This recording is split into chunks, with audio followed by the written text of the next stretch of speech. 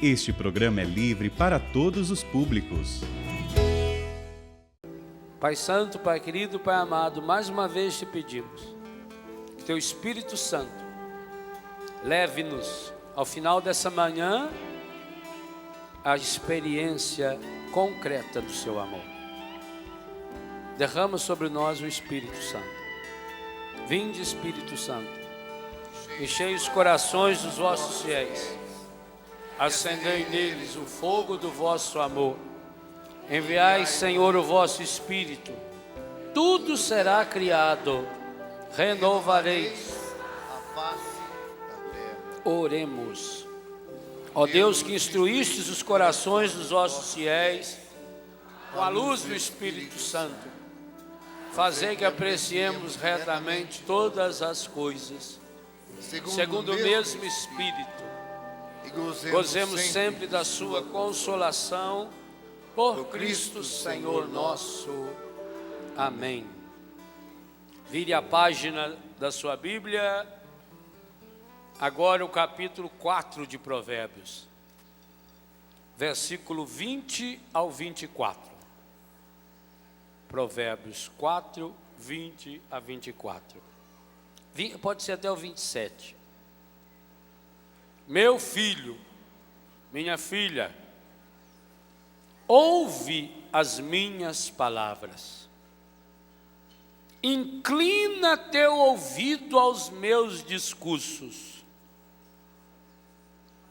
que eles não se afastem dos teus olhos, conserva-os no íntimo do teu coração, pois são vida para aqueles que os encontram, saúde para todo o corpo, pois são vida para aqueles que os encontram, saúde para todo o corpo. Ordem de Deus para você e para mim nessa manhã: guarda teu coração acima de todas as outras coisas, porque dele brotam todas as fontes da vida. Dá essa ordem a quem está do seu lado. Guarda teu coração acima de todas as outras coisas, porque dele brotam todas as fontes da vida. Para isso, como guardar o coração? Preserva a tua boca da malignidade, longe dos teus lábios a falsidade, que teus olhos vejam de frente, que tua vista perceba o que está diante de ti. Examina o caminho onde colocas os pés, que sejam sempre retos. Não te desvie nem para a direita nem para a esquerda. Retira teu pé do mal. Palavra do Senhor. Guarda, meu filho, teu coração acima de todas as outras coisas. Inclina o teu ouvido às minhas palavras, aos meus discursos, que não se afastem dos seus olhos. Conserva-os no íntimo do coração. Nesse texto nós temos um roteiro completo de cura interior. A cura interior entra em nós pelos olhos, duas vezes citado no início e no final do trechinho, pelo ouvido, e grava-se no nosso coração. Esse é o esquema. Deus está nos dando o tipo de tratamento, o exercício a ser feito. Primeiro, ouvir a palavra. Inclina os teus ouvidos. O que é inclinar o ouvido? É quase que natural. Quando você não está conseguindo escutar direito, você você concentra, você direciona o seu ouvido. Por isso, repito, não deixe ninguém ficar conversando, choramingando, para não atrapalhar quem está do seu lado. Quem não chegou ainda, agora que chega, fica lá atrás para não atrapalhar o outro. Isso precisa virar um costume. Porque o que eu percebo, gente, é que muitas vezes as pessoas vêm num acampamento, mas não são revestidas da graça de Deus. Triste demais. Por isso, porque fica muita agitação, anda para um lado, para o outro, mexe. Inclina o teu ouvido, presta atenção. A caridade que você faz para um, não pode estragar 10. Presta atenção. As coisas de Deus têm que ter prioridade. Nós não damos prioridade às coisas de Deus. Uma das grandes causas que nós temos corações feridos e machucados é porque nós colocamos Deus não sei em que lugar na nossa vida. Lá em último lugar. Eu fico impressionado. Vocês sabem que eu moro em Santa Catarina e que venho a São Paulo toda semana. E o pessoal do avião lá já me conhece no aeroporto. Mas eu tenho que chegar 1 hora antes. Não adianta. É difícil, muitas vezes tem que levantar de madrugada, mas tem que estar lá.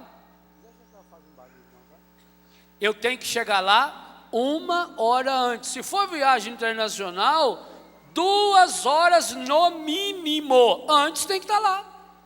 E se não tiver, não vai. Ah, mas eu sou o Padre Léo. Muito prazer, benção, Padre. Tchau. Não vai. Você compra a passagem do ônibus, o ônibus sai tal horário. Tem que estar lá antes. E por que com as coisas de Deus, eu chego depois que já começou? Ah, não entra na minha cabeça. Eu fico nervado. Por que para as coisas do mundo a gente é fiel? E para as coisas de Deus, nós damos o nosso pior para Deus. Nós damos o pior do nosso tempo, nós damos o resto do nosso dinheiro, nós damos o resto da nossa oração e depois perguntamos: por que será que as coisas não vão bem em nossa vida? Inclina o teu ouvido e o teu coração e os teus olhos para a palavra.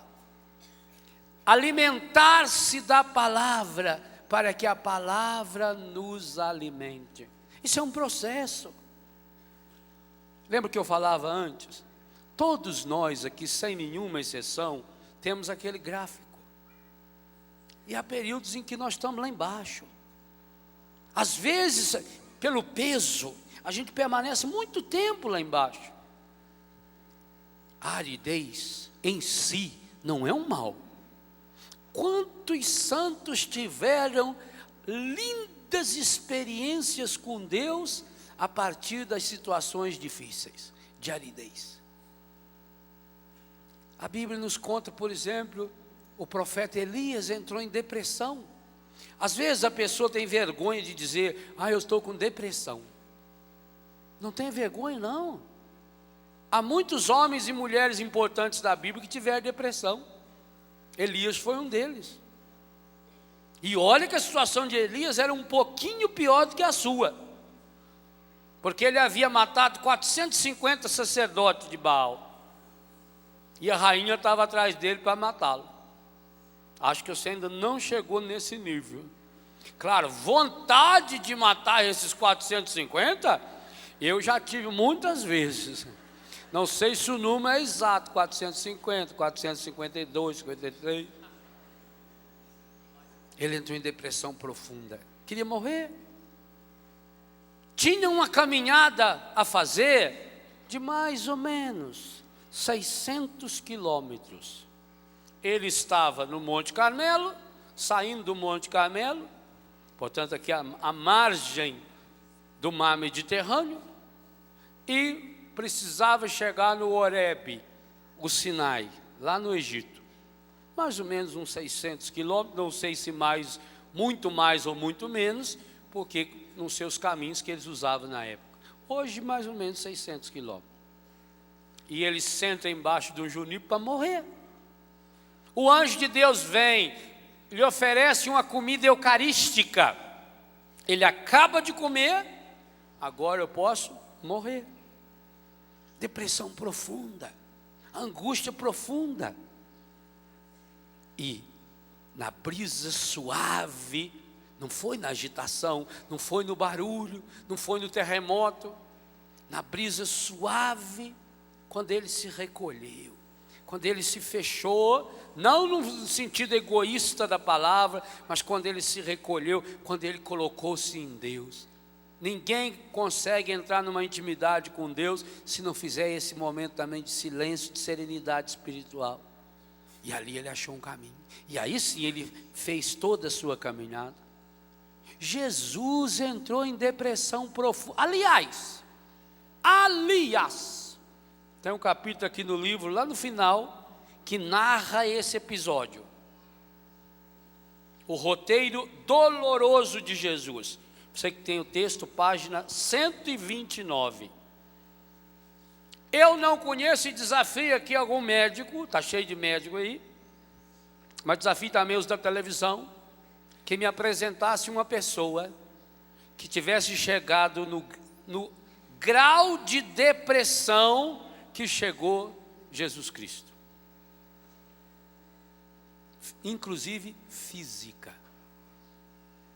Como é que uma pessoa chega a um nível tal de depressão que possa suar sangue? Os capilares que estouram. Pensa bem o que é isso. Dr. Pierre Barbet dizia, o grande médico que investigou o Santo Sudário. Ele disse que na cruz, a bexiga de Jesus, o intestino de Jesus também estouraram. Porque seria impossível uma pessoa chegar a suar sangue, estar naquele nível, portanto, de sofrimento físico e resistir à bexiga, o controle da bexiga e o controle das fezes. Impossível. Dr. Pierre diz que o corpo de Jesus na cruz, além de toda a sujeira do pecado, tinha também o elemento humano que estava saindo. Pensa, não teve depressão pior. Jesus chegou no índice mais baixo da depressão, suar sangue, o Getsemane de Jesus. Está aí esse capítulo, baseado em Mateus 26. A angústia suprema. São Marcos fala, São Lucas, não, São Marcos. A angústia suprema, a angústia absurda, a agonia de Jesus. Agonia, gente, é aquilo que acontece com a pessoa que está morrendo. A luta da pessoa contra a própria morte, pois Jesus passou por essa experiência. A noite escura, como lembrava São João da Cruz. Santa Teresa d'Ávila, como experimentou esses momentos de aridez espiritual profunda. Cada um de nós passamos. Porque Deus vai me proteger. É bem mais fácil o encardido proteger você e a mim do que Deus disso. Essa angústia, essa depressão faz parte de um processo de amadurecimento. A partir disso, isso se transforma. Isso nos transforma em pessoas impulsionadas. Aqui está o grande segredo da cura interior. Gente, a cura interior é uma graça tão grande que ela transforma problema em solução. Passar por situações difíceis, todos aqui vão passar. Padre, freira, bispo, leigo, pai, mãe de família, jovem, budista, islâmico, português, africano, brasileiro, todos. Os problemas das pessoas são os mesmos. É engraçado quando eles pedem para a gente pregar em outros países, e mesmo aqui no Brasil, em outros estados, quando eles mandam em e-mail uma carta contando assim, os problemas mais comuns do lugar. Você pode usar o mesmo para todo lugar. Acho que nem o nome não muda mais, porque hoje os nomes são todos iguais em tudo quanto é canto também. Tudo igual. O ser humano é humano. O ser humano chora. Olha que a música que o PC cantou aqui, Aprendiz, que coisa linda. O ser humano chora, o ser humano ri. O ser humano sofre. É humano. É imagem e semelhança de Deus. Todos nós vamos passar. E outra coisa, o fato de ter passado uma vez por uma situação difícil não é uma vacina. Quem teve sarampo não tem de novo, né? Quem teve angústia tem de novo. Virá outras. Virão muitas outras. Porque não depende só da gente. Eu dizia antes, eu não sou uma maquininha regulada. Aperta esses botões aqui que tudo vai dar certo. Não.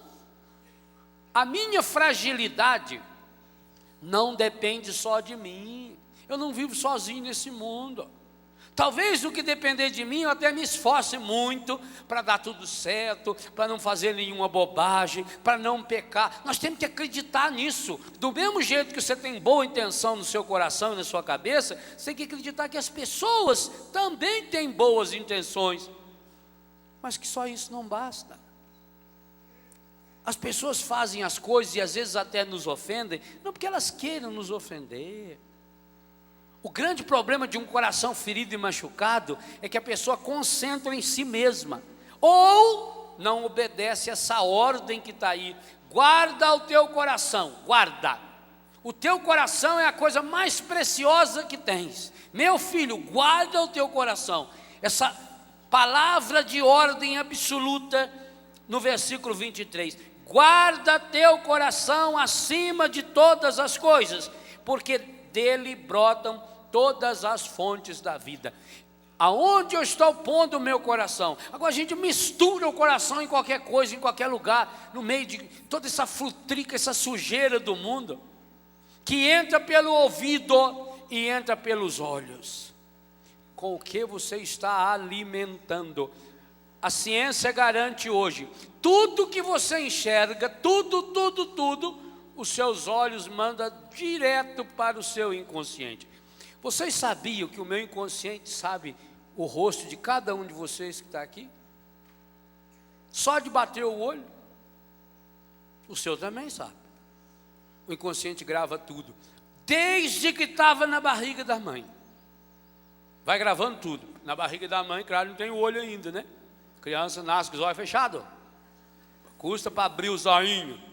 Alguns não abrem nunca, mas a vida inteira é que zoinho.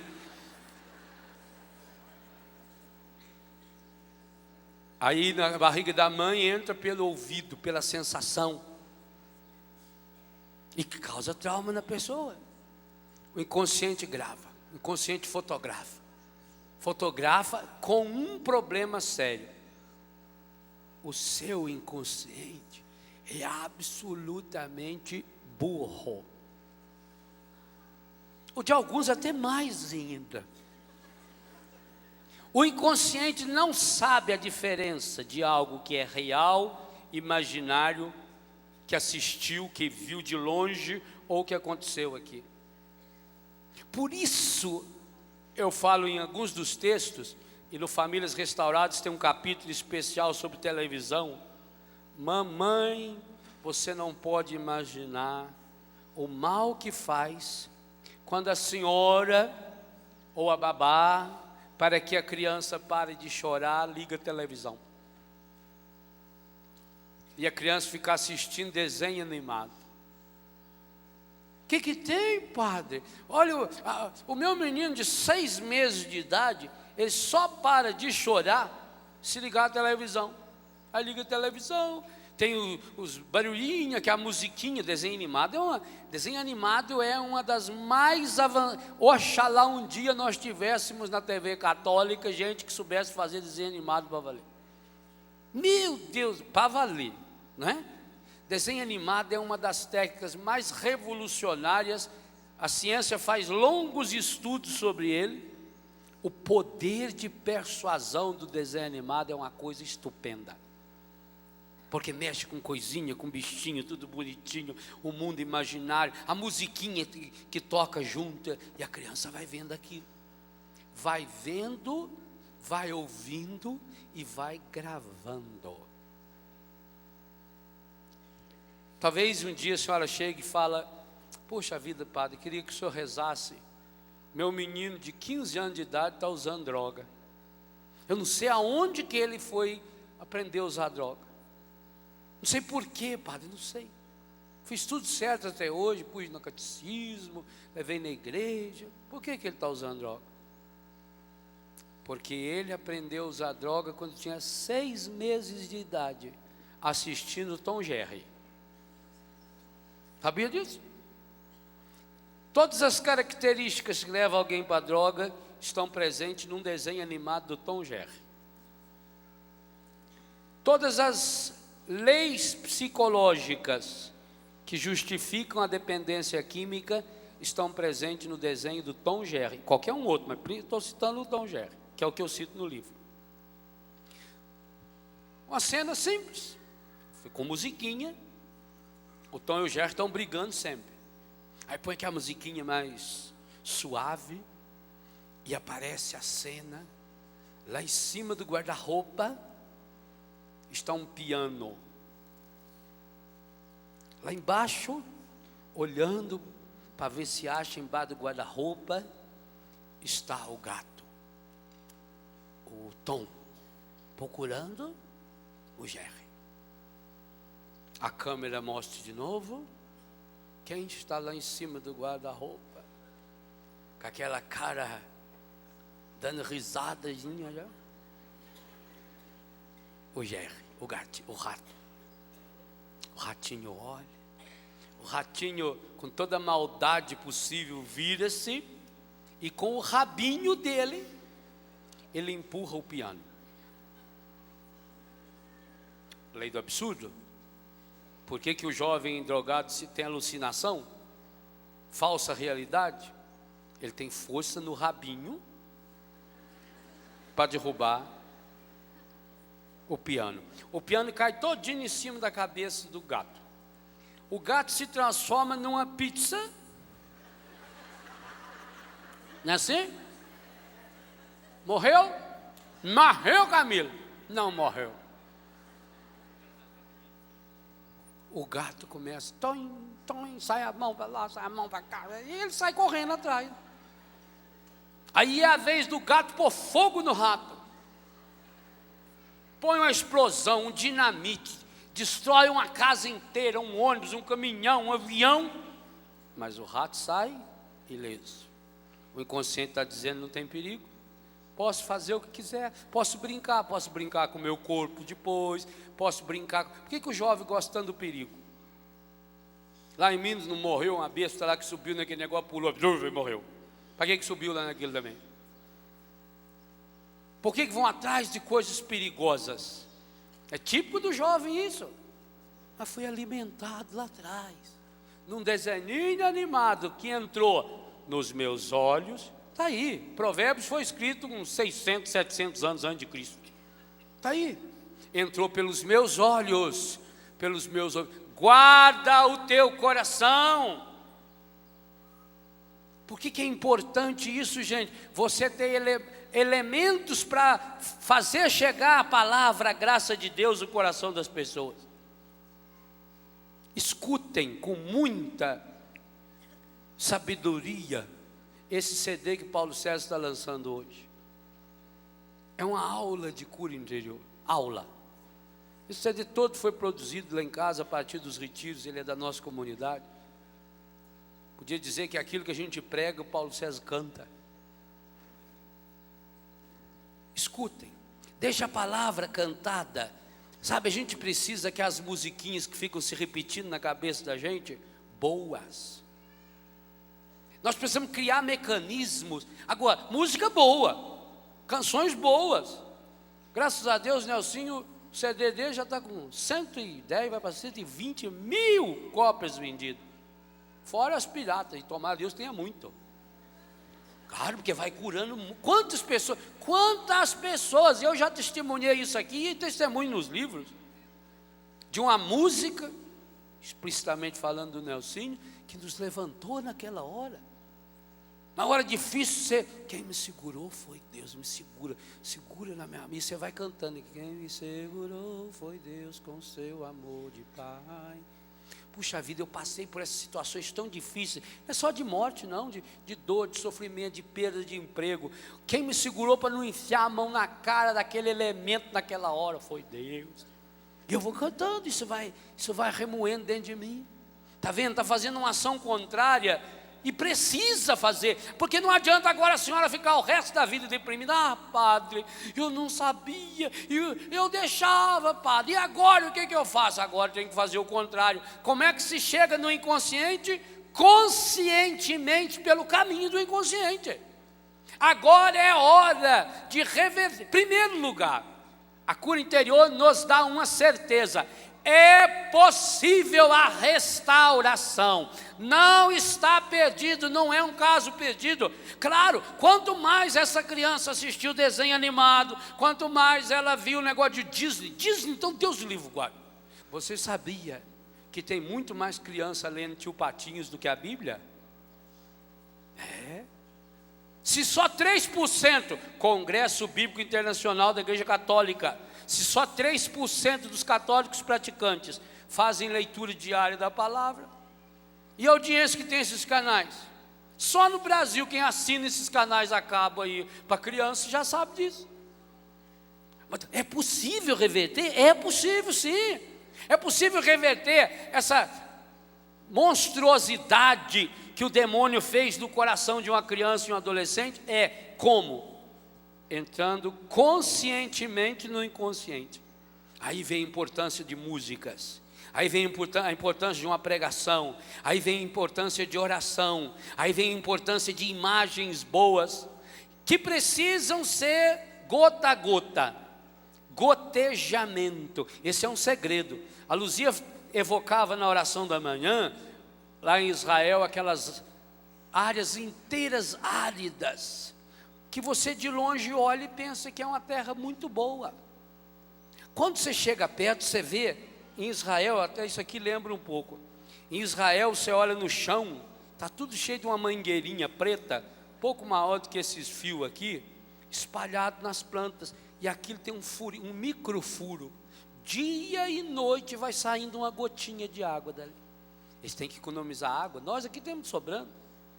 E aquele lugar vai sendo gotejado, e o pouquinho de terra que tem que presta, dá o seu melhor. E por isso nós temos plantações maravilhosas. Esse processo tem que ser feito no coração da gente, gotejamento da cura interior. Então é possível? Agora eu preciso prestar atenção no que está entrando nos meus olhos. Certas coisas a gente não deve ver. Eu que sou adulto não, já estou velho quase, cabelo branco, tem um monte de coisa na televisão, que conscientemente, se eu ligo a televisão, está passando isso, eu automático, graças a Deus, se todas as áreas da minha vida já tivesse resolvido igual está isso na televisão, é uma graça de Deus. Mas eu, por mudo de canal, eu não assisto essa bobagem, eu não assisto nada de terror. Se eu estou ligando a televisão, passou, na mesma hora, por que eu vou ver uma imagem dessa?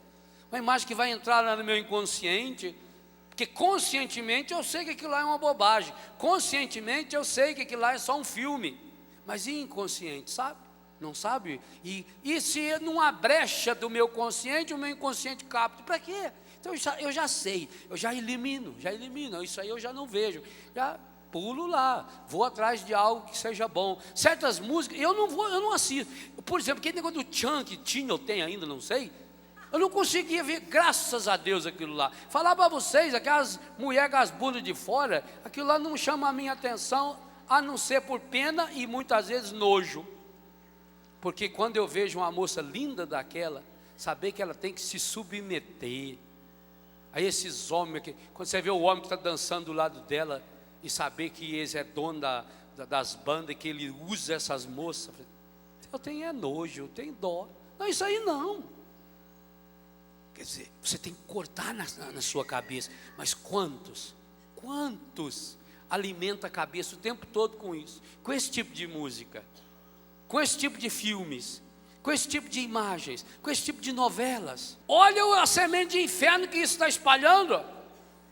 E enquanto só 3% dos católicos praticantes no mundo leem a Bíblia, com certeza uns 50% dos católicos que se dizem praticantes no Brasil assistem essa merda que a televisão leva todos os dias, porque senão não ganharia a audiência que tem. É uma luta cruel, é um absurdo, mas é cruel. Você não tem tempo para ler a Bíblia? Quantos capítulos de novela? Não repita, não responde. Quantos capítulos de novela você assiste por dia? Quietinho, não fala nada. Somente a senhora aí, não fala. Aí é claro, para assistir o capítulo da novela leva 1 hora, da Bíblia leva 3 minutos, 4 minutos. Os capítulos mais longos da Bíblia, talvez aí uns 5, 6 minutos. Olha, gente, é uma pouca vergonha. Hoje, cada um de nós precisaria ter essa grande graça do Senhor, criar vergonha na cara. Nós estamos no mês da Bíblia, já é uma vergonha. Ter mês da Bíblia já é uma vergonha. Que é sinal que os outros meses a gente não tem a Bíblia. Pecado. Tem o dia da Bíblia, o último domingo do mês, em homenagem a São Jerônimo, faz-se o dia da Bíblia. E os outros dias? Nós não alimentamos o nosso ouvido e nem os nossos olhos com a força da palavra. Primeiro precisamos reconhecer isso. Essa é a causa. Por isso nós não guardamos o nosso coração acima das outras coisas, porque ele é fonte de vida. Risca e rabisca embaixo da sua Bíblia nesse versículo 23. Risca, rabisca. Essa é uma ordem de Deus para você. Guarda, guarda. Põe guarda teu coração acima de todas as outras coisas, porque dele brotam todas as fontes da vida.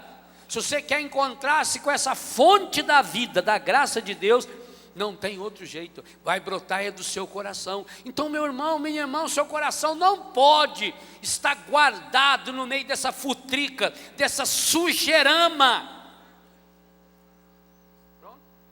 dessa sujeirama, que a gente vai sendo cada dia exposto e jogado. Isso é uma pena. A sua dignidade jogada desse jeito, suja, estragada. Você não pode mais alimentar e realimentar a derrota dentro de você. O coração é a fonte dessa vida plena, é a fonte dessa vitória. É aqui que fica remoendo as nossas vitórias ou as nossas derrotas. E quantos de nós aqui estamos nos preparando cada dia para a derrota? Quantas famílias estão se preparando cada dia para a derrota? Uma das coisas que vocês vão encontrar nesse livro, Roteiros Bíblicos, do começo ao fim, é essa ideia que se repete: que quem quer de fato experimentar a graça da cura interior, precisa entrar num processo de combate. Primeira leitura de ontem. Combate o bom combate da fé. Entra nessa briga, entra nessa luta.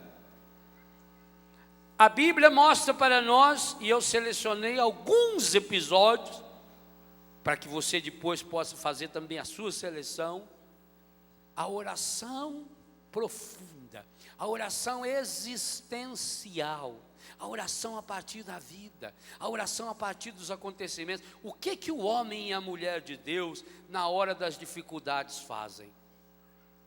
Correm e recorrem para Deus. Esse é o segredo. Acham um lugar, ou é uma gruta, ou é uma toca no meio do mato, ou é embaixo de uma árvore, ou é num quarto superior. A pessoa se recolhe, e ali ela passa e repassa as mágoas do seu coração para quem? Para Deus.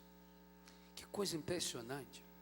Hoje se sabe, e no livro A Fórmula da Felicidade, um livro científico do Dr. Klein, um pesquisador alemão, que cita pesquisas feitas hoje no mundo inteiro, prova e comprova algo que a Bíblia já sabe.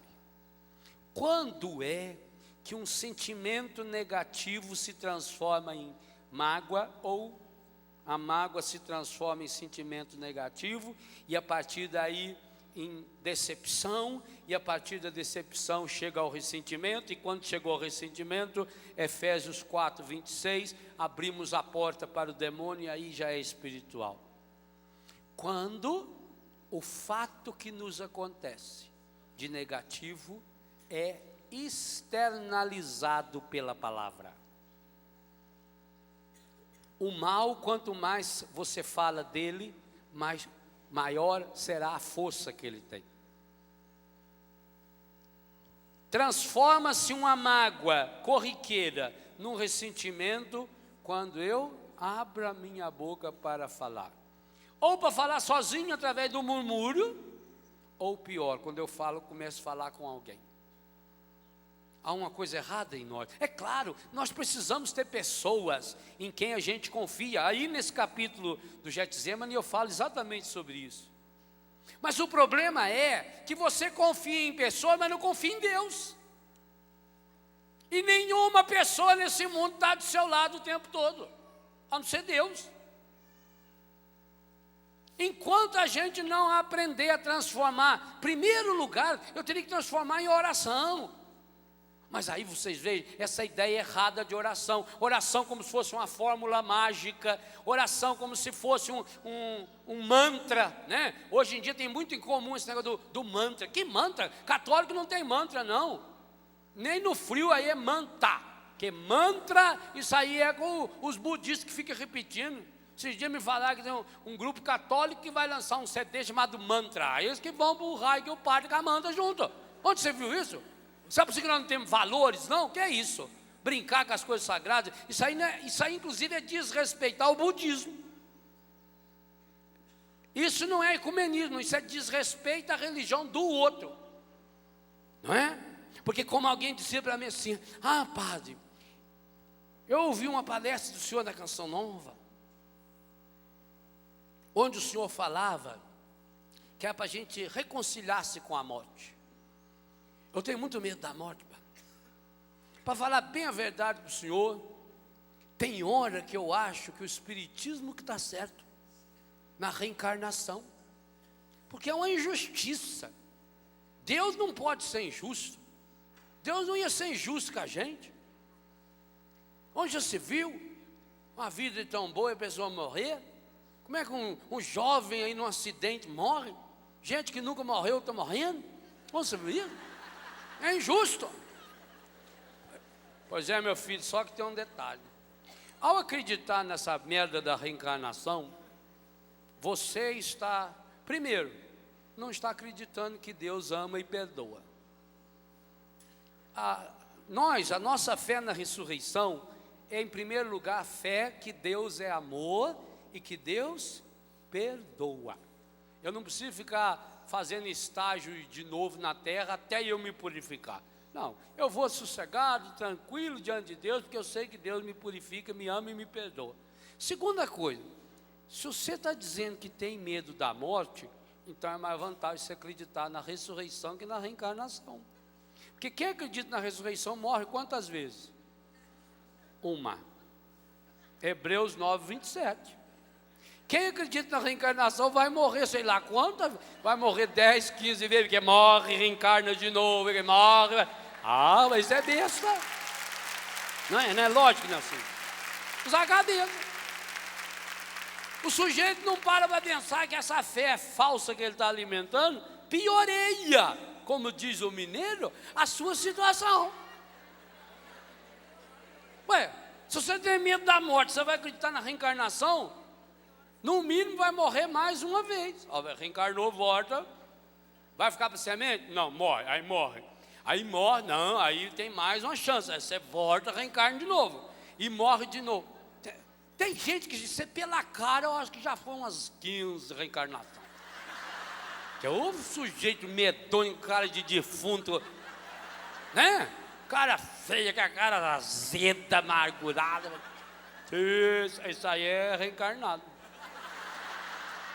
E não gostou da reencarnação. Né? Isso é uma bobagem. Quer dizer, a pessoa não para pensar. Usa a cabeça. Ou tem medo da morte? Então eu vou dar um jeito de acreditar na ressurreição, que aí uma vez só. Né? Já que tem que passar, que vá uma vez só. Agora, para que eu vou ter que fazer tudo de novo? Aí de volta de novo, e volta de novo, e volta de novo. Sei lá quantas vezes. Vai que numa dessas você nasce japonês, com a saúde de ferro. Lá no Japão, lugar no mundo que a gente mais vê velho. E tudo forte trabalhando. Você já pensou? Você já pensou você ter que viver 130? E outra coisa que você não pensa. Pensa bem se aquela pessoa também reencarna e vai ter que aguentar você e você aguentar ela uns 100 anos mais ou menos. Aqui que aguentar. Isso é bobagem. Então, nós alimentamos a nossa alma com o quê? Com a certeza de que Deus nos ama. Que nossa vida é um dom precioso, é hoje. Você só tem essa vida para viver, viva bem. A cura interior nos dá essa certeza. Na Bíblia, as grandes orações são exatamente isso. A pessoa vai lá, se recolhe, às vezes usa elementos exteriores, é um saco que bota nas costas. A pessoa se recolhe e ali, que coisa linda. Por isso eu citei aí pelo menos uns 7 ou 8 episódios, onde a Bíblia mostra reis, rainhas, mulheres importantíssimas, Judite, Esther, mas também mulher que estava completamente destruída pela sua história de mágoa, a Sara que casou com Tobias, meu Deus do céu, essa presidente vitalícia do Amém, Associação das Mulheres Encalhadas, mesmo, porque essa coitada, além de encalhada, era uma serial killer. Ela matou 7. Tanto que quando o anjo sugeriu para o Tobias, olha, Tobias, tem a Sara lá, pai. Falou, essa aí acho melhor não, né? Ouvi falar que ela já matou 7. O Tobias não sabia nem que existia a família dele. O Tobias não sabia o caminho para chegar até na cidade dele. Não sabia, tanto que o anjo teve que ir junto. Mas já sabia que a Sara era assassina. Olha a fama que tinha essa coitada. Essa mulher é uma mulher ferida. Até a empregada jogou na cara dela. Você é amaldiçoada. Isso aí é praga. O que ela faz? Acho coisa espetacular. Mandou a empregada embora? Matou a empregada, já que tinha o poder de matar marido? Não. Ela sobe para o quarto, se recolhe, fecha a porta, fica lá 3 dias em jejum e oração. E o livro conta, no mesmo instante que ela está rezando, o futuro sogro também está rezando, Tobit. O Tobit era um homem bom, um homem que saía para colher os doentes, enterrar os mortos, um homem que saía da mesa de refeição para acolher os outros, e que teve uma desgraça. Um dia, olhando para cima e lá, a andorinha carimbou os olhos dele. Por isso, quando você for olhar onde vai a andorinha, olha de óculos. Cegou-o, o esterco da andorinha cegou os olhos dele. E ele está lá rezando a Deus, na sua cegueira. E Deus, ao mesmo tempo, diz o livro, está ouvindo a oração dos dois. Quer dizer, está passando a alma diante de Deus. É isso que eu estou tentando ensinar para você. E que eu estou tentando praticar. E que pratico não só na minha capela, não, no volante do meu carro. Quantas vezes eu já tive que parar o carro na beira da rodovia para terminar de chorar. A angústia, a miséria do pecado da gente, as bobagens que a gente faz, aquilo que você fala quando não queria falar, ou que você devia ter falado não falou. Reza com Deus, partilhe isso para Deus. Oh, meu Deus do céu, estou aqui e vou partilhando, vou mostrando para Deus. Diante de Deus, olha, pensa o que você quiser. Você tem uns pensamentos feios, ótimo, externalize-os para Deus na oração. Claro, não do grupo de oração, lá no microfone, lá na frente, no silêncio. Os roteiros bíblicos é um livro que você tem que ter para caminhar com ele, é roteiro. Isso aí é a mesma coisa. Entra num jipe, desse povo do Jeep Clube do Brasil, um jipeiro. Entra no carro dele. Eu ponho minha mão no fogo se ele não tiver no porta-luvas um roteiro. marcando a estrada que ele vai passar. Todos eles têm. Roteiro é para isso, para você ter com você. A Bíblia é para ser esse roteiro, para você ter com você. Para você, por quê? Todos nós, sem nenhuma exceção, gente, precisamos emprestar a palavra de Deus para rezar. A começar de Jesus.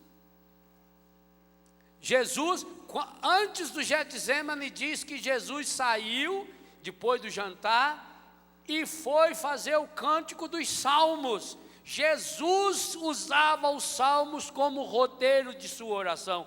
Usava textos do Antigo Testamento. Maria, quando Nossa Senhora chega na casa de Isabel, quando Isabel faz todos aqueles elogios, e Maria quis celebrar a cura interior que Deus tinha feito no coração de Isabel, quando Maria começa, minha alma engrandece o Senhor, exulta, pula de alegria o meu espírito em Deus, meu Salvador, Maria começa a debulhar textos do Antigo Testamento. No Magnificat há pelo menos 14 textos do Antigo Testamento que Maria sabia de cor e que ela ensinou para Jesus. Jesus aprendeu com a mãe dele. A mestra de Jesus foi sua mãe. E a prova disso é que nos discursos de Jesus depois, quantas vezes ele vai fazer uma referência ao o próprio Sermão da Montanha, ao Magnificat. É aquilo que ele aprendeu com Nossa Senhora, é da força da palavra. Se até Jesus precisou emprestar a palavra do Pai para chegar ao Pai, para rezar, quanto mais nós.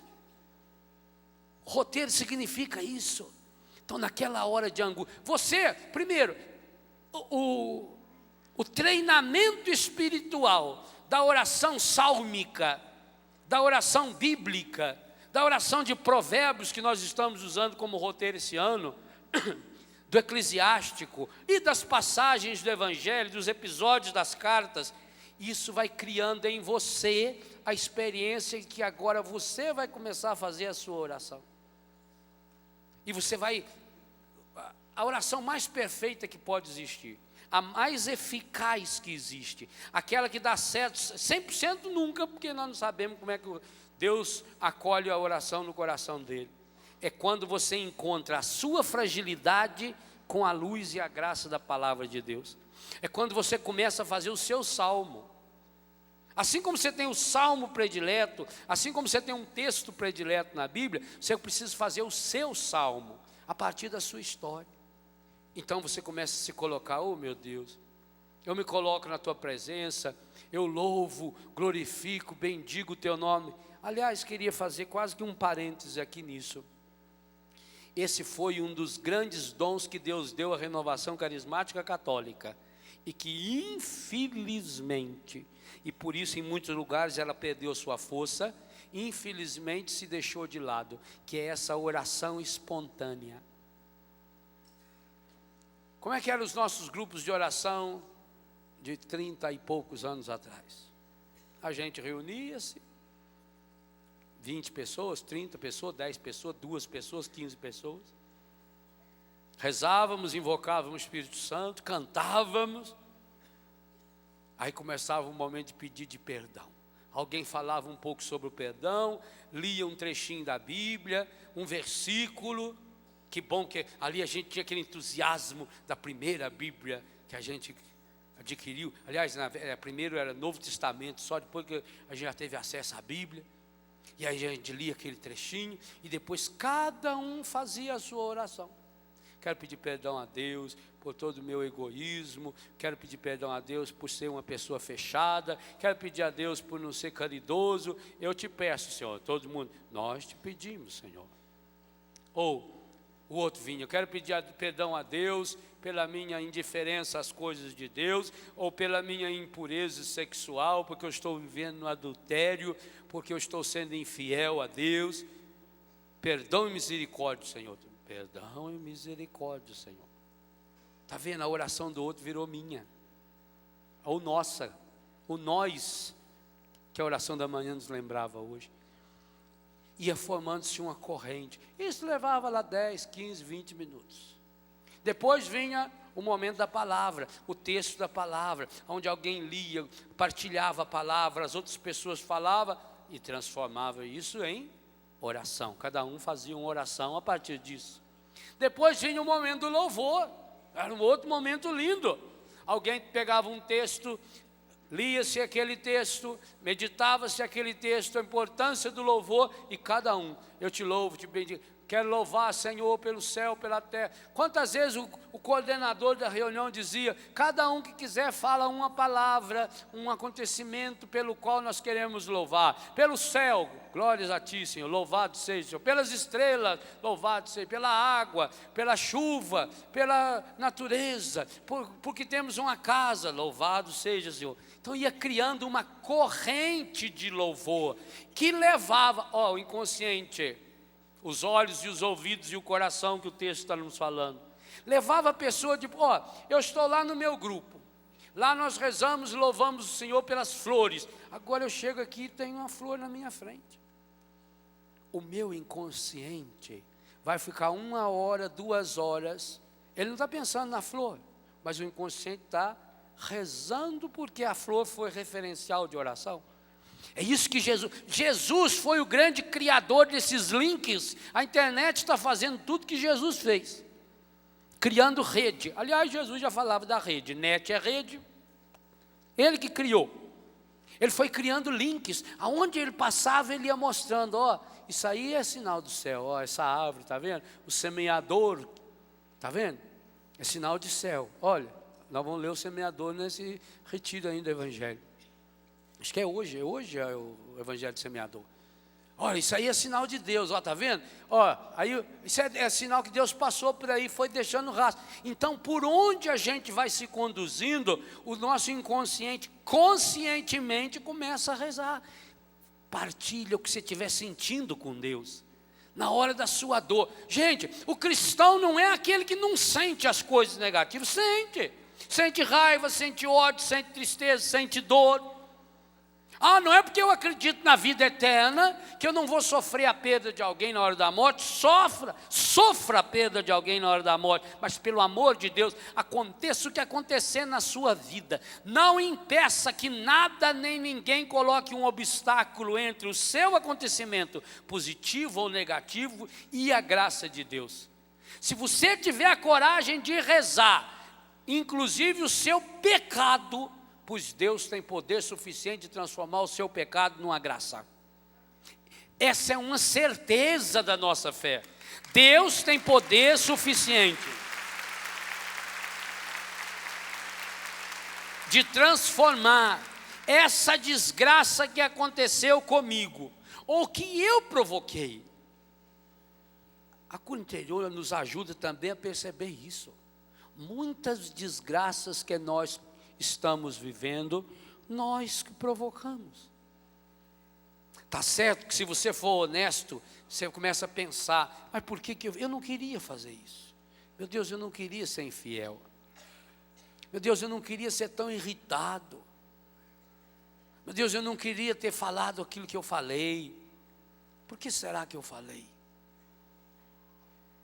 Então se começa a pensar diante de Deus, e Deus vai, pelo poder do Espírito Santo, lhe mostrando. Tem uma causa mais íntima, tem uma causa mais profunda. Há uma mágoa embutida no meu coração. Eu não posso mais me condenar. O que o demônio quer é que eu me condene, mas eu não posso me condenar, pois Deus me ama. Há amor em mim. Deus me ama do jeito que eu sou, com as minhas limitações. Eu não tenho o direito de me condenar, porque Deus não me condena. A vida que eu tenho é dom de Deus. A vida que eu tenho é presente de Deus. A vida que eu tenho é graça de Deus. Se Ele continua dando-me essa graça, esse dom e esse presente, meu Deus, purifica o meu coração de todos esses maus pensamentos a respeito de mim mesmo. E que também depois me leva ao mau pensamento a respeito dos outros. Oh meu Deus, eu estou percebendo. Eu sou assim nervoso, nervosa, irritada, impuro, por carência.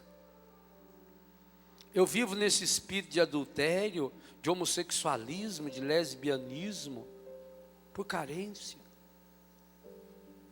Eu vivo apegado às coisas materiais, Senhor, e que inclusive leva-me a cometer o roubo, a ser desonesto com as coisas de Deus, do mundo, principalmente no dinheiro, porque eu tenho essa carência profunda.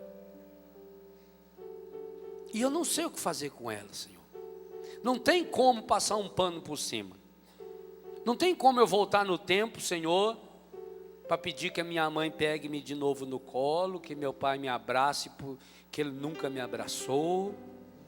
Não tem como eu voltar no tempo daquela professora não ter gritado comigo. Não tem como. Não tem como eu voltar no tempo, Senhor, e apagar aquela experiência que eu tive lá na infância, que eu fui violentado, que eu fui ferido, que eu fui machucado na minha dignidade, na minha sexualidade. Não tem como. A única possibilidade, Senhor,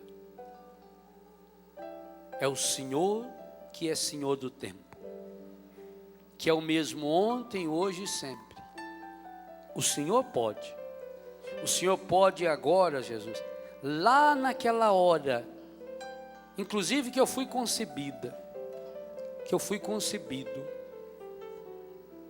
e colocar a sua mão amorosa, curando, Senhor, aquele momento em que meus pais se uniram, tirando dali toda e qualquer marca de violência, de pecado, de impureza, de insegurança, de medo, toda e qualquer contaminação com espírito de pornografia, de prostituição, de violência, de desrespeito. O Senhor pode. Então eu peço, Senhor, pela tua misericórdia, Jesus, naquele momento, só o Senhor sabe que momento foi esse. Nem a medicina mais evoluída consegue descobrir a hora exata, o instante exato. O Senhor pode. Então vá agora, Jesus, por tua misericórdia. Eu aceito e preciso, Senhor. Eu reconheço a minha impotência, Senhor. Eu reconheço que eu não posso. Eu preciso da tua graça, eu preciso do teu amor salvífico, Senhor. Eu preciso, Senhor, que tu sejas hoje o Salvador da minha vida, que encaminhe-se lá naquela hora, lá naquele momento, o momento da minha concepção, e toca ali, com o seu amor salvador. Eu preciso, eu necessito, Senhor.